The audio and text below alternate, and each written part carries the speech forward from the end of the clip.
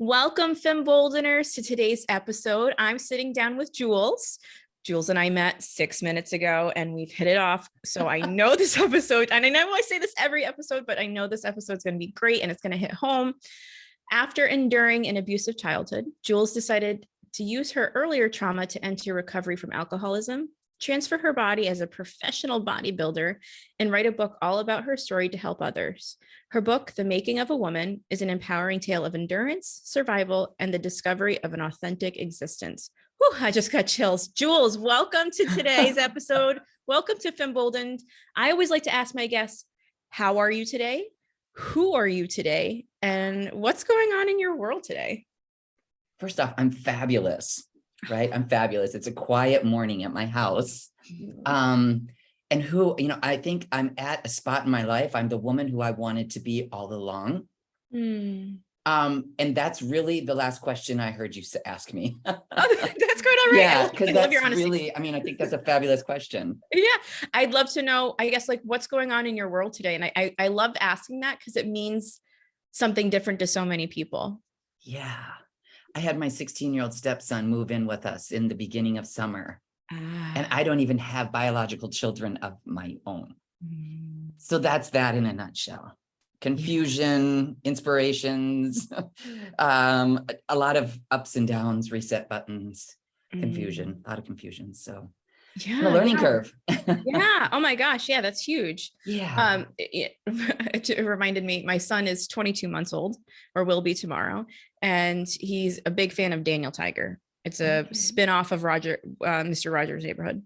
And they sing a song all about how it's okay to have more than one feeling at the same time. And I think, how true is that? And that's something that I don't think I realized until he was born, because there was an event that happened during his birth that I specifically didn't want, but it continued to happen. But I was hurt by it, right? I was frustrated. I was mad, but also I couldn't be mad about his birth because it was beautiful and I was so grateful for it. So that was the first time I was experiencing and was told myself and learned that it was okay to have two feelings at once. And it sounds like you're having more than two feelings happening at the same time, and how relatable too. Yeah, I think because it's always been just one. You're just supposed to do one. And if you did more, especially as a woman, that means I needed to settle down. Like, right, I'm having too many emotions. I've always tried to fit into that box of, just maintain. Yeah. Just keep your composure. Ooh, yeah, no, absolutely. I relate to that so much. My husband and I are doing Tantra couples coaching right now, with a dear friend of mine. And it's interesting seeing how much I've been in my masculine, and I've learned to do it. And I can hear my old self saying, well, you're not attractive unless you get ready in a certain amount of time. You're not attractive if you order off the menu something that's more than $20 or something. You're not attractive if you text and ask where they are. You know what I mean? Like, I'm thinking, I totally shut down everything feminine. I love right. It. Yes. And that's something that, he's desiring, I'm desiring, because really that's not who I am when it comes down to it, but it's something I learned over time, right? All my guy friends, you're so easy. Why can't my girlfriend be this easy? And it's like, and I took pride in that. And now I'm thinking, well, it would be nice to take a bubble bath. It'd be nice to be pampered. Yes, absolutely. And really, the permission comes from yourself. It's not from anybody else. And I did it to myself because of things I picked up, and I wanted to be quote unquote easygoing and tolerated. And I hear you. There's a lot of protection in there too. Yes, exactly. Right. I totally understand. I had that shift where I had to have that moment of like, the feminine is not weak. Oh yeah. And just to really because that's a side of our beings, our energetic beings, that we have very little exposure to. Yes. We don't, most people talk, cerebral, how did it feel? What happened here? Give me the logistics and la. Okay. Well, what side of the scale were you functioning out of, the masculine or the feminine? Yeah. People sometimes don't even realize that does not have anything to do with your gender. Right. So it's a very much an untapped area. So I have chills hearing you say that. Yeah, That's it certainly exciting. is. It is exciting, and giving myself permission. And you know what's interesting too, I had this discussion with my coach this week actually, and I was like, you know what? I don't know if I'm just getting harsh or cold or whatever, but I'm being more direct with people. I mean, I care about them, their feelings, right? I care about them, but I'm not tiptoeing on eggshells around them and she goes, I don't think that's you being harsh. I think that's you having boundaries. And I was like, oh, okay. Wow. That's what those things I'm are. like, okay. Well, and I knew I set up certain boundaries before. I've trained my friends to ask me, if I have space before they vent to me, or, things like I've trained everybody around me to do those Okay. things. But I didn't realize that being direct could be a boundary too. And I was like, oh, and she's like, you are still kind. You can be kind and you can be direct. Yeah. And I was like, oh, wow. And I think that's also honoring the feminine within me too. Exactly. Right. Oddly enough, just yesterday I was having breakfast with one of my friends and we were talking about this, and she was struggling with kind of what, these boundaries and how, being on the fence. And I said, what I've been able to do is, like, as you say, like, shift into this feminine, because I can never predict what out there is going to do. Right. Like, Right. and so it was like just investing in recognizing the feminine within me. And so it started with, like you said, bubble baths. The feminine loves things that feel good. We love texture and scents, Yes. and I just really started to tap into that, wearing a scented perfume that I liked, or, little things like really little underwear, or things that made me just tap into that. And then I realized that I don't have to be screaming boundaries, boundaries, boundaries, because the feminine within me is so alive and robust that she does it by herself almost, if that, you know what I mean? So it's like I stopped giving the focus to the wrong side. Yeah. And I put the focus within me. Yeah, Mm-hmm. I'd never, again, we don't talk about the feminine. No. So I didn't even know that was an option. Right. I know. Yeah. So, and I mean, in the same token, you hear more and more, we're talking about self-care, and it's important to take care of yourself. And everybody's like I know this is me, sitting in a bubble bath, and it's like, now what? Because you're still in your masculine, resisting the feminine. Right? Now what? Yeah, I got to do something spinning else. with Get me a thoughts Sudoku. Right? I got 3 more minutes. I told them I'd be 10 Yes. minutes in here. Yes. Let me come up with a to-do list in my head of what I can do when I get out of the bathtub. Right. Exactly. Yes. Exactly. Oh, okay. I love wherever these conversations go. Totally. You never know. You never know. Okay. So you had shared that tapping into your feminine was something that is fairly newish, I'll say. Who was the Jules 10 years ago? And I guess, I know this is a big question, take up all the time you need. Okay. What was the journey like to the Jules today? What were the bold decisions that had to happen in order for you to be the woman that you've always aspired to be, as you shared earlier? 10 years ago, 15 years ago, even 20 Perfect. years ago, Excellent. as we just explained, the masculine, I lived in the masculine for survival. Now, I may have had all of the genetic female parts and looked female, but the feminine was not present. My masculine was my protector, my warrior, my provider. And I lived a very, very much a solo journey. I come back from the Midwest. I mean, and we talked about that a little bit earlier, but the Midwest in the 70s had very little resources. And so my mom at that time, I mean, I think she made minimum wage and just did the standard, we're going to exist type of lifestyle. And alcoholism was very, very prominent in the Midwest at this time. And so I would think I was 6. And my dad came home one evening and was going to do a family suicide because that was the best decision he could make in the throes of alcoholism. And so that is where I learned how to run. I was 6 years old and I ran from my daddy. I just adored. I was a daddy's girl. And then that's really where the masculine, because that side of me, my mom, I mean, it just had to be present, you know? And so, you know, and also the decision making, you know, it's like if you think, you know, you've got a traumatized girl who's, you know, growing up, of course, in traumatizing environments, right? My mom remarried, you know, there's sexual abuse, there's verbal abuse, there's just the whole pot, right? It's like the peas, the carrots, and everything else in this thing, right? And so it's like you're stirring this sucker and it's just boiling. It's just boiling. And so now what you've taken is this, I see looking back, is like this beautiful, sweet, soft little individual. And you've put her in this boiling pot of toxicity. And she just creates these layers of armor. So she doesn't die. And for me, that was the masculine. It was the words I would say. I would, you know, cover my heart. You could not get into me. I have no emotions. You know, and I was a tomboy on top of it. So physically, I could actually protect myself.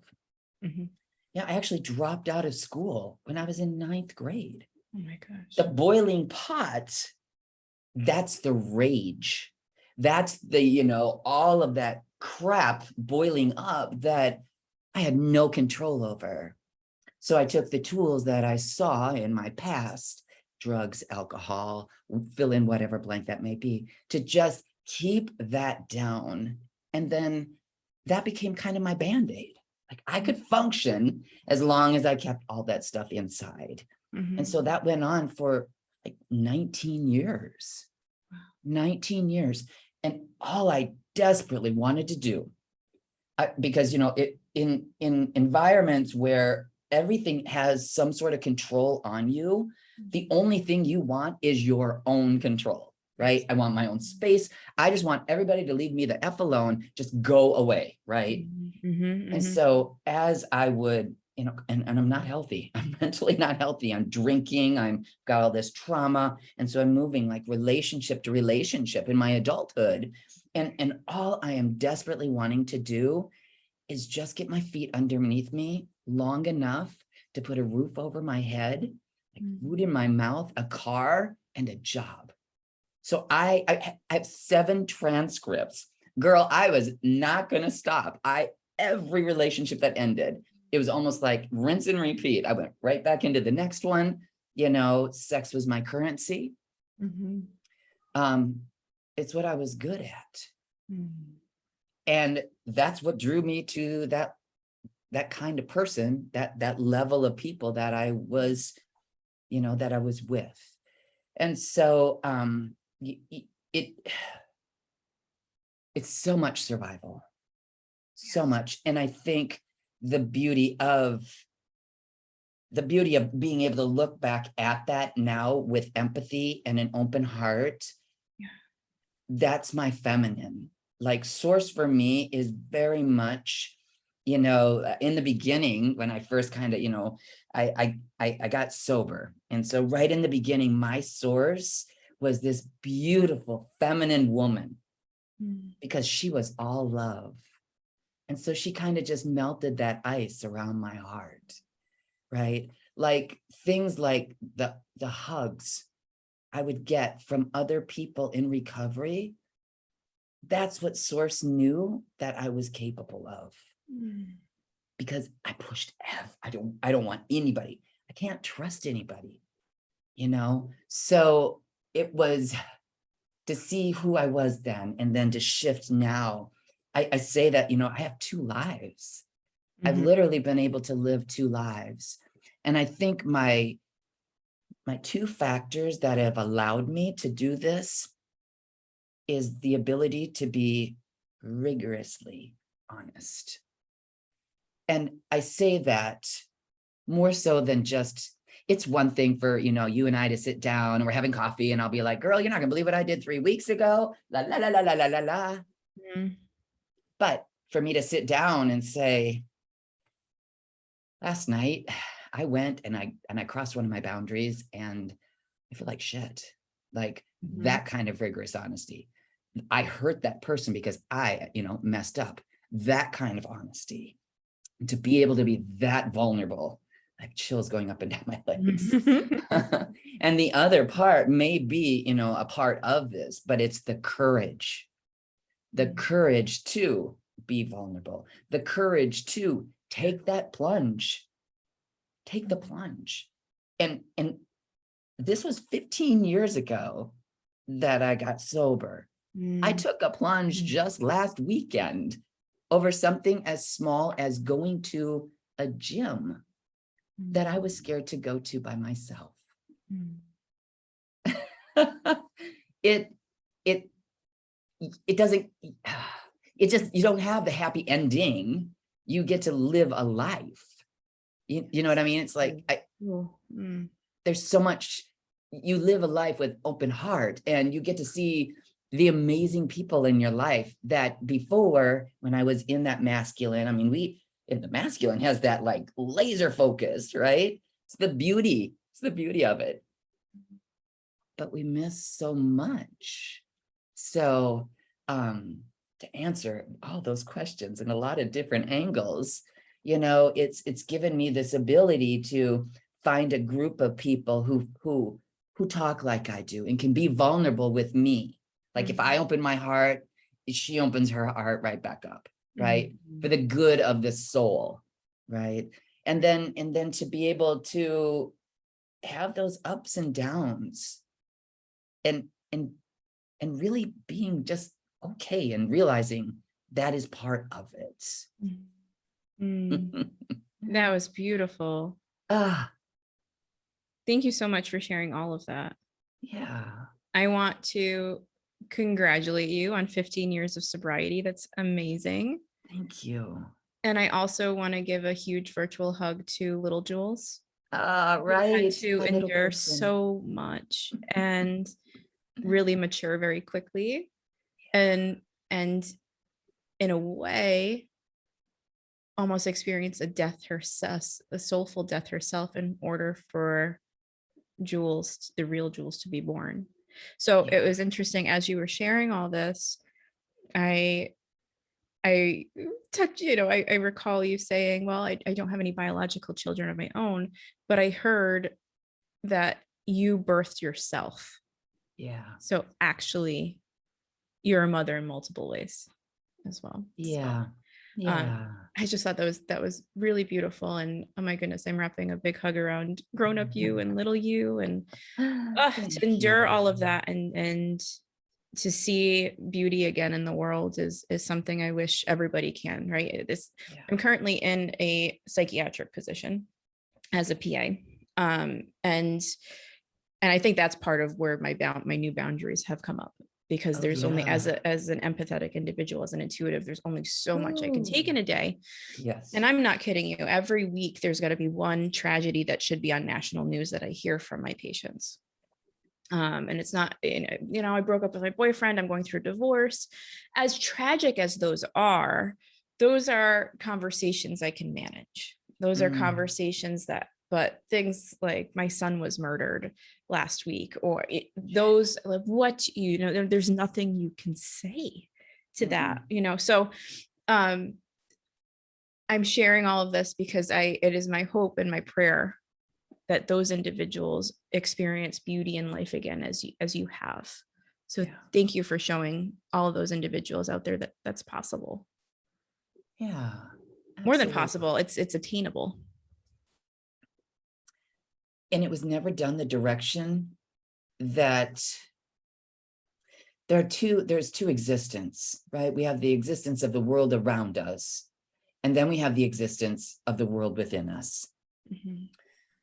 And so I think one of the things, that isolation that once played a part against me, then played a part in favor for me. So when I was getting sober, when this life-changing event took place, I didn't trust anybody. So I continued with the same behavior.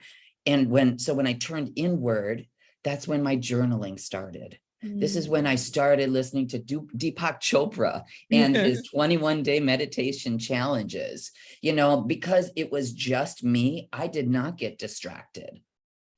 I didn't even know I was alcoholic. I didn't even know what the problem was. I was just tired of being tired. And so pushing people away and just, of course, I've done some of the other modalities that are very, very, very important, but so much had to do with, like I was saying, that vulnerability to be able to put pen to paper and just be honest, that's what my truth is. And for me, I believe that, everything that I experienced in the first portion was seen as a negative, we'll say, in the beginning of the book, it says, that people would use words, semantics of like, you're a slut, you're a burnout, you're good for nothing, you're a whore, you never, right? All of those words. And you tell somebody a word long enough, it becomes truth, just like sky or refrigerator or, Right. And so what has happened is through this transformation of like cleaning up all of my mess and getting to the core of who I am has allowed for all of the things that were once negative to now be seen as a positive. So to use the word slut means that today as a woman, I'm sexually liberated and I have the voice to tell you what and what I do not want. You call me a dropout. Today, that means I am extremely self-educated. I can find my own, so it's the things that once were, terribles are now becoming my gems. Sexual abuse.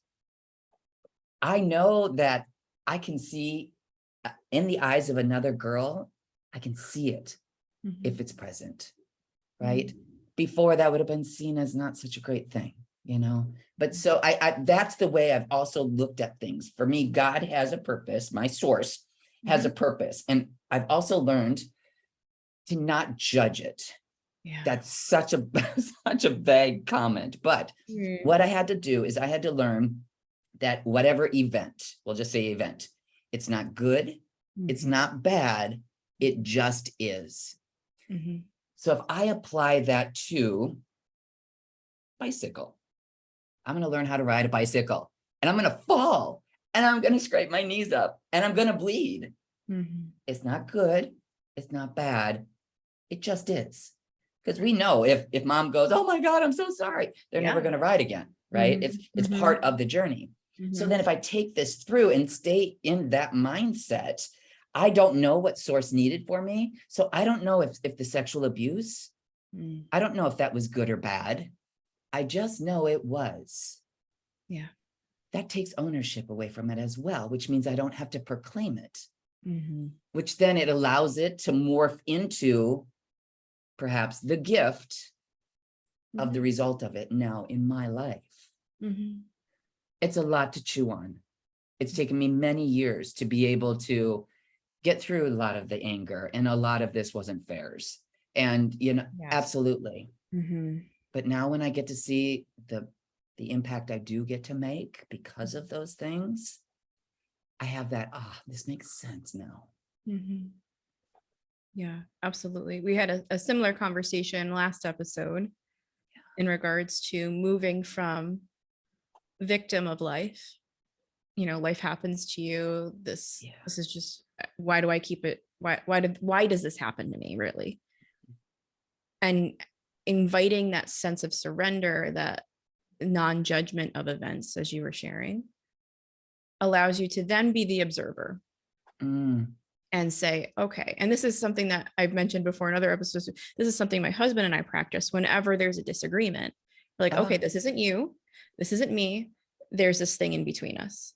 And yeah, then that takes the emotional charge out of it. that's And wonderful. we're a team instead of you did that and you did this. Yeah, And trust me, we're not perfect at it. We're still yeah. learning, especially when there's a new subject that we haven't tackled and it's awkward but we're able to be the observer. And then because it's outside of us, outside of me, outside of us, whatever the Yeah, situation may yeah. be, then you're able to, I don't want to say manipulate it, but you're able to take control of it more and Mhm. decide what to do with this. Well, we could continue to argue. I do have a choice. If I want to sit in sorrow and continue to say, woe is me, that's fine. There's no judgment on that. Especially with tragedies, stay in it feel it through. Don't take the seat Yeah, of the observer right away. It's meant to be felt. yeah. Complain, cry, grieve, kick, scream, break something. And when you're ready, moving to the seat of the observer allows you to move into the seat of the creator. Yeah. Yeah. So there was a Good stuff. of last Totally good episode, and that's stuff. exactly what you shared too.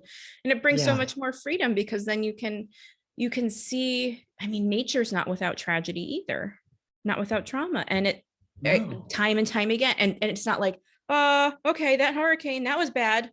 That was bad. That was horrible. Oh, I hope that doesn't happen again. Is it going to happen again? No, it just grows again. Oh, there was another hurricane. Okay. Tomorrow the sun will come up. Yeah. Right. And it just regrows. You see trees coming.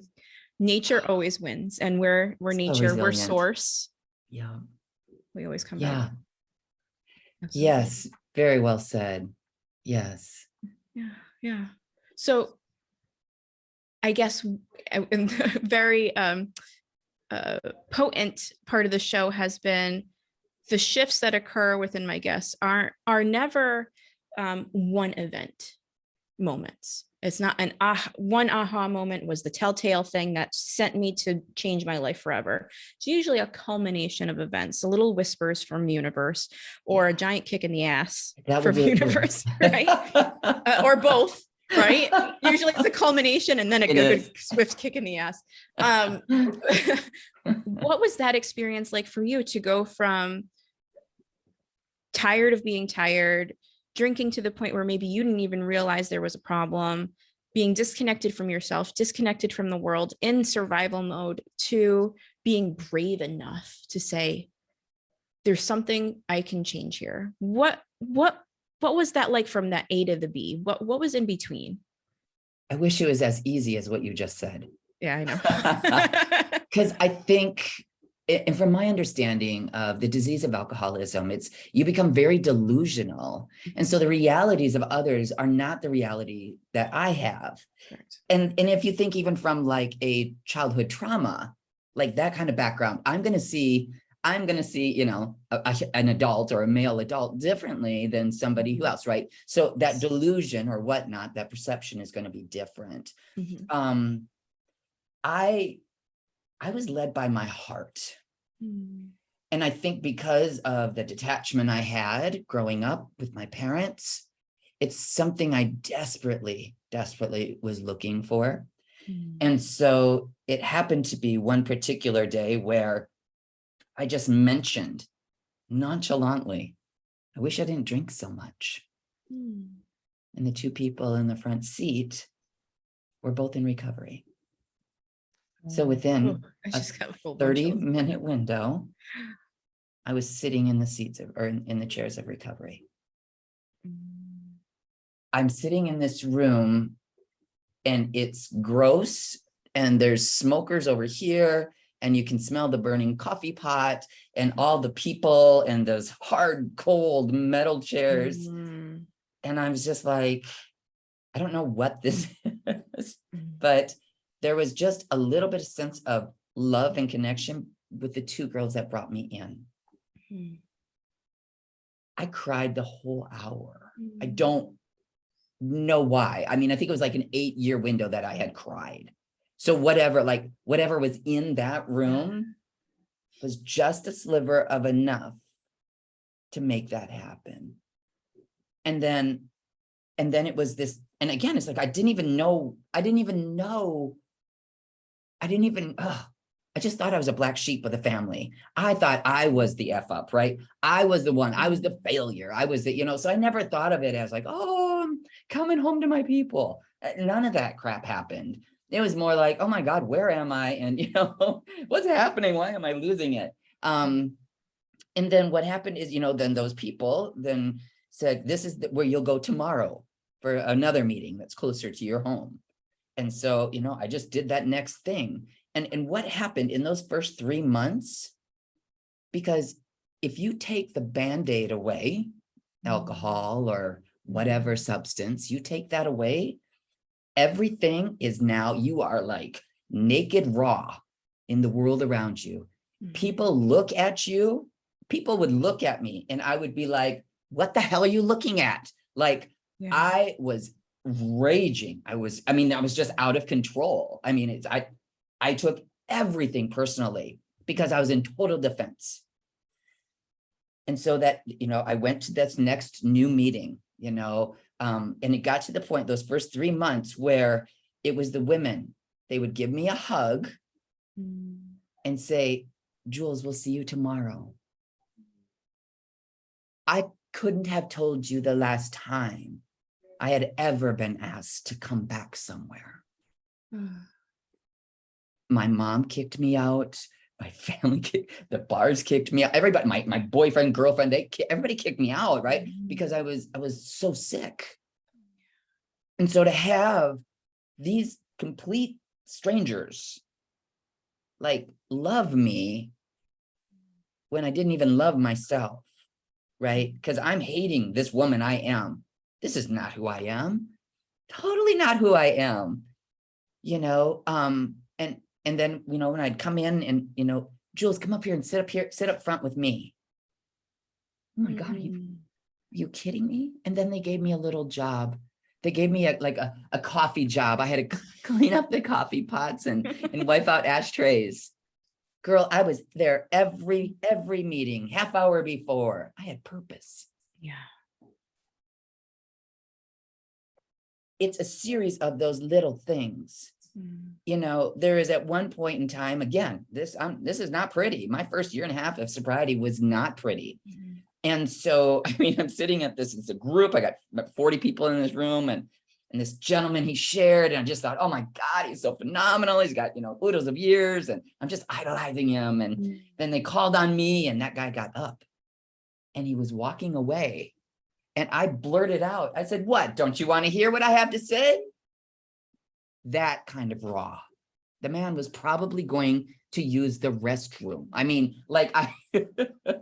I was a very wounded woman. Yeah. So, and then to sit in that of what I've just done, and these are the people who love me, yet I still pipe up like, what's wrong with me?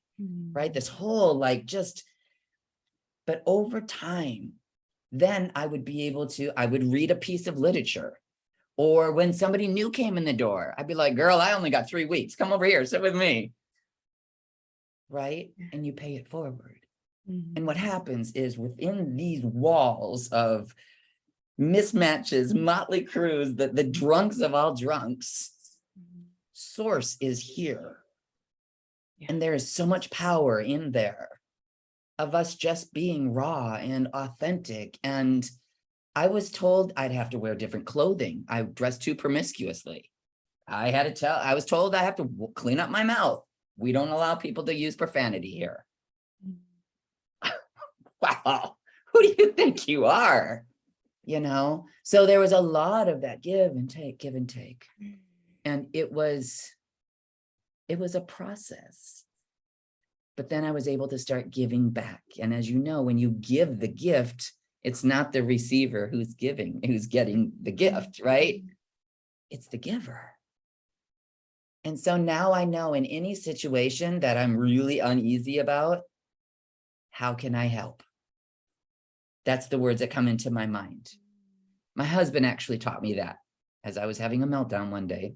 And he walks in and he looks at all this mess and goes, how can I help? It diffuses anger like that. Yes. So yeah, and it still happens today. this is not, I don't think it's ever, I don't want it to ever end actually, because I get to enjoy the growth of growing, right? I get to enjoy the aha moments when we reflect back and go, shit, girl, remember when? Remember when you had jet black hair? You know, like, I love it. And now I don't have to bring, you know, a machine gun to a pencil fight anymore. Yeah. Right? Yeah. Life's become right-sized. That's beautiful. Thank you for sharing all of that again. Yeah, That's amazing. That's amazing. As you were sharing, I had this vision of the 6-year-old you sitting in that first meeting, and you gave a perfect description. I felt that I was there. And feeling the love and structure that you should have felt growing up, and not trusting it because it was unfamiliar and it was risky, and it quite likely felt like life or death.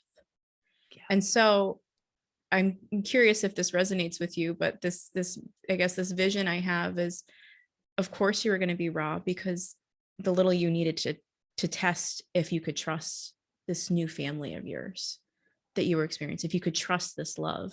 And I think that's still going to come up for you, because that little you still exists inside and needs to know she is safe in different situations. And even though you've taken on the grown-up role and you said, listen, little me, I got this, we're in control together, you can relax, you can have fun, she's still likely to come up. I mean, we all experience our little ones just coming up, and it's usually when we're feeling the most emotionally charged, and they're like, oh, I got this, I can figure this out, don't worry, I got this.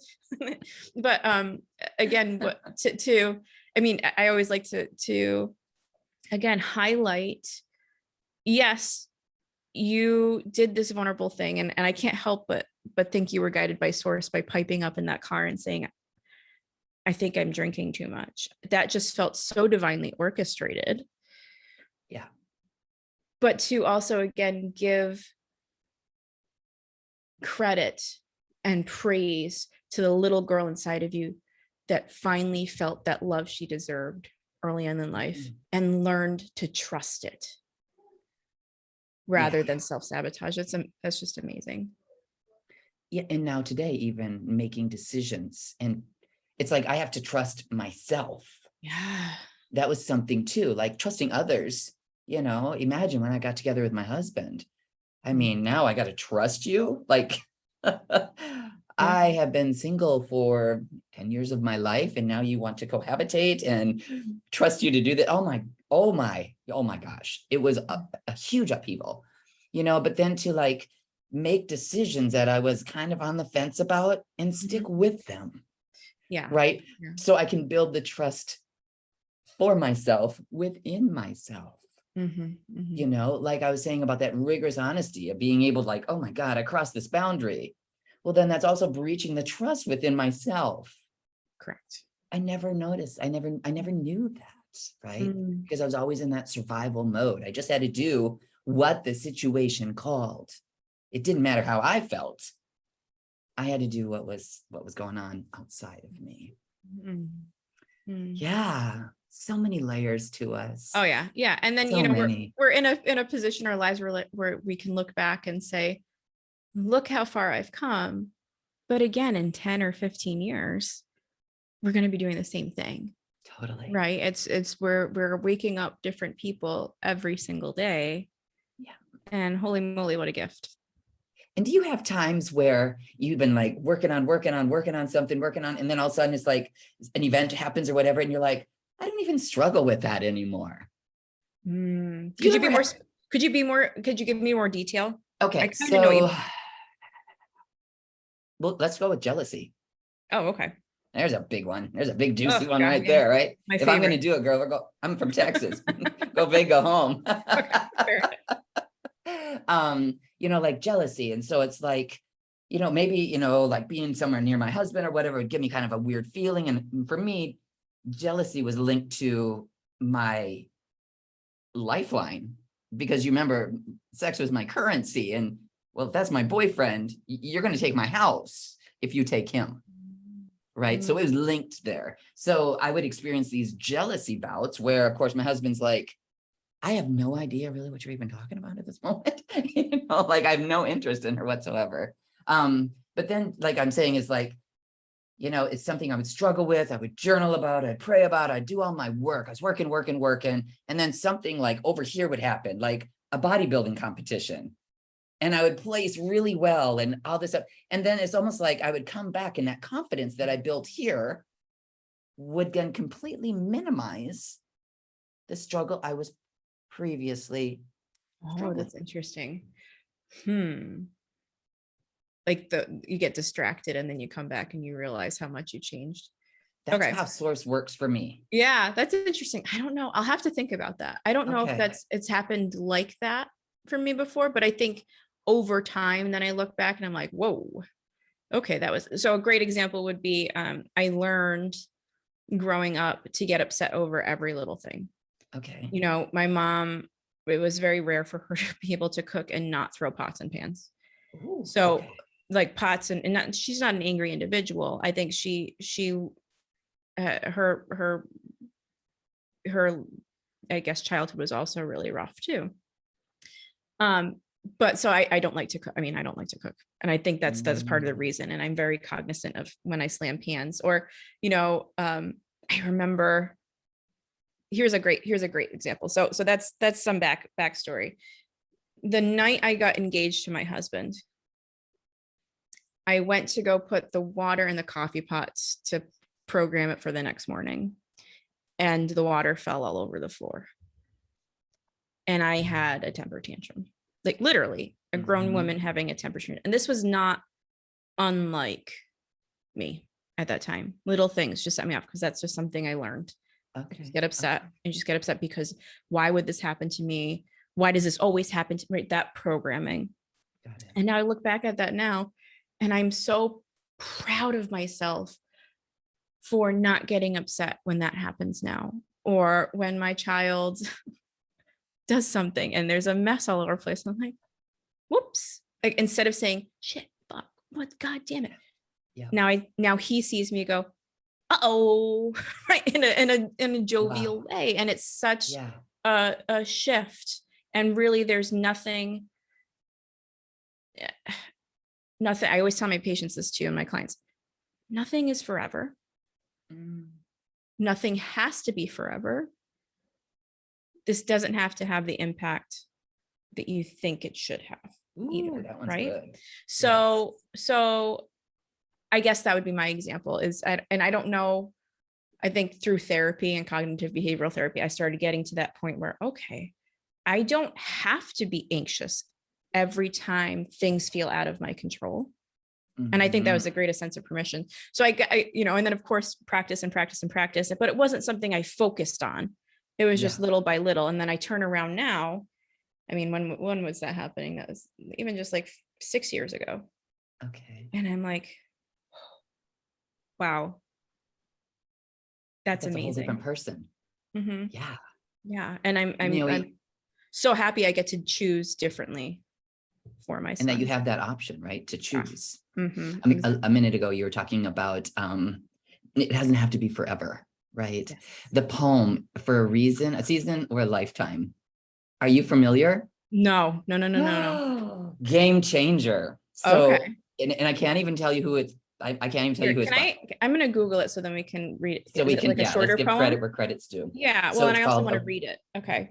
So it's a reason, a season, or a lifetime. Reason, season, or a lifetime. Okay, got it. Lifetime. So let me just read this because it's okay. I got it. This is worth reading, I think. Yeah. If I can. This was a total game changer for me. Let's see if I can. Okay. So a reason, season, or lifetime. People come into your life for a reason, a season, or a lifetime. When you figure out which one it is, you will know what to do for each person. When someone is in your life for a reason, it is usually to meet a need you've expressed. They come to assist you through a difficulty, to provide you with guidance and support, to aid you physically, emotionally, or spiritually. They may seem like a godsend, and they are. They are there for the reason you need them to be. Then, without any wrongdoing on your part, or at any inconvenient time, this person will say or do something to bring the relationship to an end. Sometimes they die. Sometimes they walk away. Sometimes they act up and force you to take a stand. What we must realize is that our need has been met, our desire fulfilled, their work is done. The prayer you sent up has been answered, and now it is time to move on. Then people come into your life for a season because your turn has come to share, grow, and learn. They bring you an experience of peace or make you laugh. They may teach you something you've never done. They usually give you an unbelievable amount of joy. Believe it is real, but only for a season. Lifetime relationships teach you lifetime lessons, things you must build upon in order to have a solid emotional foundation. Your job is to accept the lesson, love the person, and put what you have learned to use in all the other relationships and areas in your life. It is said that love is blind, but friendship is clairvoyant. That's awesome. And hold on, let's just talk about this for a second, because I feel like, especially with the lifetime relationships, when you're thinking about that, usually it's, your parents, it's the people you were born into, or your partners, right? Your married, your spouse. And how often I don't know everybody's relationship. I don't know what it looks like. But divorce is so high now. It's because I'm wondering how much of it is because it's those lifetime lessons that it's easier to resist than to acknowledge that our partner is actually a mirror of the things we want to change. And vice versa, right? And instead of taking like that and putting it in between you, it's this defense mechanism between the two of you I shouldn't say defense mechanism, it's this defense bouncing that occurs. And then it's like, we're not compatible. Whereas if you said, well, and of course, if you're in an abusive relationship, if you're at risk, if they're not respectful of you, that's one thing. And I don't know everybody's situation, but I'm curious to know, and I don't know if I probably won't ever know that answer. How many people took that, and I believe all of that. I wholeheartedly believe that whole poem. If we decided to say, yeah, I picked them for a reason. These are lifetime lessons, because I don't know anybody who said marriage is easy. My friend, she was on this podcast, Shannon, she goes, you know what? Next time I'm a matron of honor, I've promised myself to get up and say, marriage is fucking hard. And I'm not going to do any rainbows and puppies, because it's just real. But it's true, right? I think that's why we agreed to be in partnership. I wonder, just taking that perspective of, it's supposed to be hard.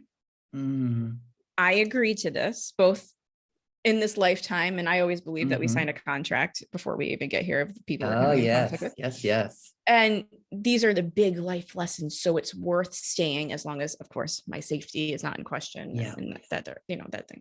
Thank you for sharing that. I'm so glad I got to read that. It's profound. You're welcome.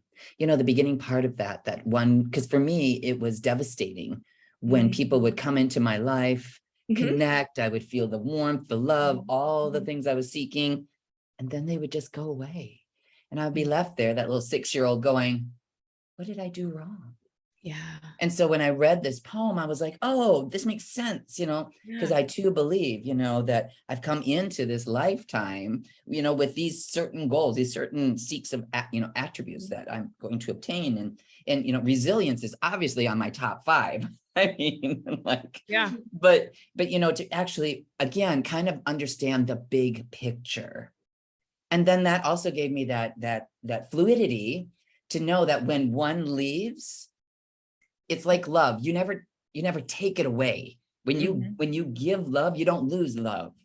You actually gain it. So when somebody goes away, that means it's going to be refilled.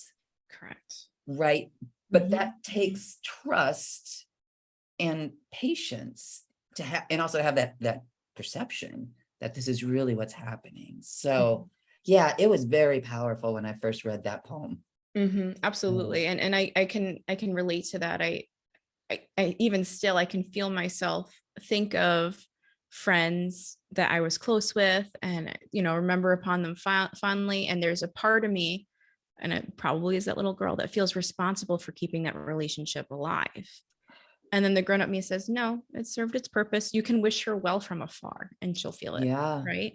And I think I'm currently experiencing that now. It's been, it's been 8 years since I've graduated college, and I had the best set of friends, guys, girls. We were all on the same floor freshman year. The boys got in trouble.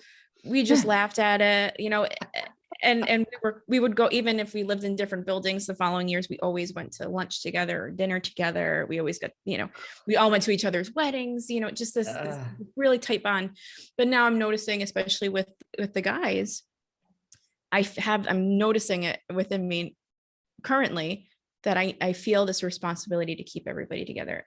And I remember that being the case before COVID. I was trying to plan a get together for everyone because everybody's done getting married now, and we're all having our families. And so now we're all having our separate lives, and we live in different places around New York State. So it's kind of challenging and there's that grown up me that steps in and says, no, the season is coming to an end too.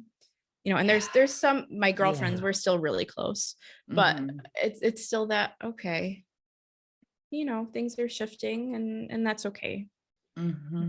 So that's a beautiful share. Yeah, absolutely. Yeah.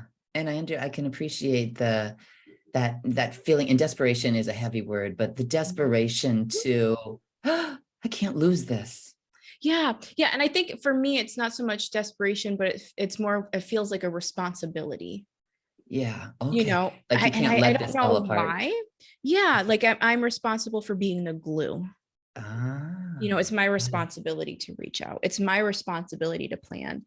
And I don't know where I'll be honest, I don't know where that comes from, but I always tell my clients and patients that sometimes we don't need to know the why. We just need to do the how. And recognize that it's not aligned and go to the how. You don't need to know why you developed diabetes so early on. But you need to know how to address it with lifestyle change. Same sort of thing. Yep, absolutely. Because all will be revealed sooner, For me, I find that things reveal themselves. Correct. Sometimes I can journal down into it, like, right. I can get to the core. And then some days I'm still floating on the top, right? Like I can't figure out what the truth is yet. Right. But it always surfaces, and it's not as devastating as I always think it is. No. And in fact, when you let it surface itself, a lot of times it's far less devastating. Yeah. And it's usually attached with some sense of freedom as well. It's this epiphany and shift in perspective that's really quite beautiful. Yes. Yeah, absolutely. Yeah. Oh my goodness. Jules, this has been such an amazing conversation. I love where it has taken us. Totally. Tell us more about your book, where we can get it, and also maybe where people can tap into if they want to be more in your energy. Yes. Well, first off, I was fortunate enough. I have this, I call it like the mothership, the website, themakingofawoman.com. The mothership. Can I steal that? Absolutely. So this is where you are going to find everything. Like there's, my bios in there. There's various events that I've, that we're holding, a podcast that I've been able to be guests on, of course, where to buy the book. All of my social media channels are on there. It is the mothership. And I do blogging in there from time to time as well. So, because the whole thing for me now at the stage is sharing, like you said, that stickiness. Yeah. Share my stickiness. So you can kind of get some momentum. Right. And so, and also on the social media, like all those channels on there, a lot of people have like PR work or people doing that. That's one entity that I handle that. Wow. So if someone were to send me a message, I've set up calls with some of the people who've read my book, and, we've done some, kind of what we're doing right now, like what's, and I can throw in some questions and they'll be like, oh, it's a great idea. Or I've met some amazing women actually, and men. Where they're, saying, that's why my wife does that. It's like, yeah, baby.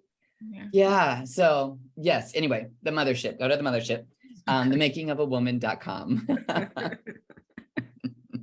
That's awesome. I love that. It's so true too. It feels like that it's the work of a mothership as well.